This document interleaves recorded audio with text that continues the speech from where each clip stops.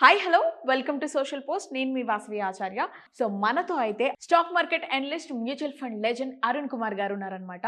So సార్ని welcome చెప్పేసి వీడియోని స్టార్ట్ చేసేద్దాం.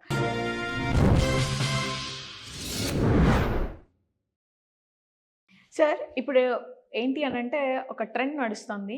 ప్రతీది మనకి టెలిగ్రామ్‌లో కూడా అవైలబుల్‌గా ఉంటుంది. యూట్యూబ్‌లో ఒకప్పుడు ఎలా అవైలబుల్‌గా ఉండేదో, అదే కాకుండా కొన్ని వాట్సాప్ ఛానల్స్‌లో కూడా అవైలబుల్‌గా ఉంటున్నాయి. ఏంటి అంటే బిజినెస్‌కి సంబంధించిన టిప్స్ కానివ్వండి, లింక్స్ కానివ్వండి, ప్రొఫైల్స్ కానివ్వండి, ఇలా అన్నీ అవైలబుల్‌గా ఉంటున్నాయి.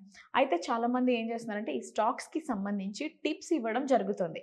వాట్సాప్, టెలిగ్రామ్ ఇలా. ఆ లింక్స్ కానివ్వండి, టిప్స్ కానివ్వండి, ఆ లింక్స్ క్లిక్ చేస్తున్నారు, వాళ్ళు మోసపోతున్నారు. ఆ టిప్స్ తీసుకుంటున్నారు, ఇన్వెస్ట్ చేస్తున్నారు, మోసపోతున్నారు. సో, అలాంటి లింక్స్‌ని, టిప్స్‌ని తీసుకొని మనం ఫ్యూచర్‌లో ఇన్వెస్ట్ చేయడం మంచిదంటారా? లేకపోతే వాటిని నమ్మకుండా ఉండడమే బెటర్ అంటారా? Yes madam. See subject knowledge అనేది మీరు పెంచుకున్న తర్వాత, ఇప్పుడు వాట్సాప్‌లో వచ్చినటువంటి ఇన్ఫర్మేషన్ గానీ, టెలిగ్రామ్‌లో వచ్చినటువంటి ఇన్ఫర్మేషన్ గానీ, మీకు తప్పా, రైటా అనేది మీకు తెలుస్తూ ఉంటుంది.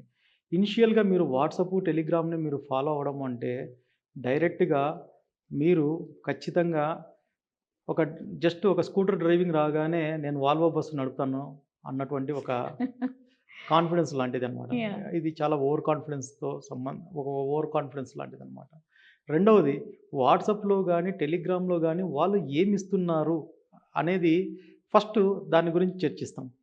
ఎట్లా అంటే మామూలుగా మార్కెట్ ఎప్పుడు కూడా ఒక స్క్రిప్ట్ మీరు ఒక షాప్‌కెళ్ళి మీరు ఒక వస్తువు కొనుక్కుంటున్నారంటే దాని యొక్క డిమాండ్ పెరుగుతుందా? తగ్గుతుందా? సో, పెరుగుతుంది మీ సార్. అవసరాన్ని బట్టి ఆ యొక్క అవును. షాప్‌కెళ్ళి మీరు పెరుగుతుంది. కొనుక్కుంటున్నారు కాబట్టి అక్కడ ఆ యొక్క వస్తువుకి డిమాండ్ ఉన్నట్టే అవును. దానర్థం. హ్మ్. అలాగే స్టాక్ మార్కెట్‌లో ఈ యొక్క డిమాండ్ సప్లైని బట్టే నార్మల్‌గా ఈ యొక్క ప్రైస్ వాలటాలిటీ అనేది ఎప్పుడు జరుగుతా ఉంటుంది.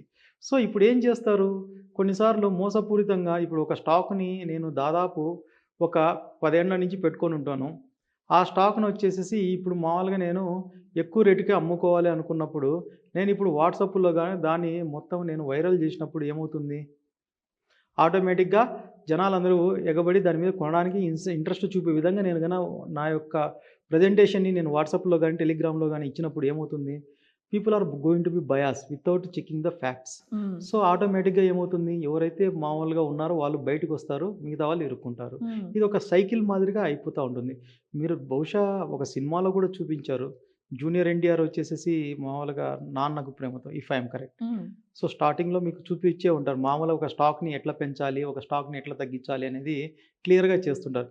This is what exactly the WhatsApp and Telegram.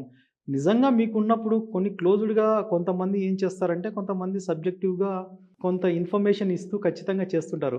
అలాంటి వాళ్ళది మామూలుగా మీరు ఖచ్చితంగా తీసుకోవచ్చు. బట్ ఇప్పుడేమవుతుందంటే సబ్జెక్టివ్ లేకుండా మొత్తము నువ్వు నాకింత డబ్బులు కడితే నేను నీకిస్తాననేది మాత్రం ఖచ్చితంగా I feel it is a wrong practice and it is going to be the completely మనం మోసపోవడానికి ఎక్కువ అవకాశం ఉంటుంది.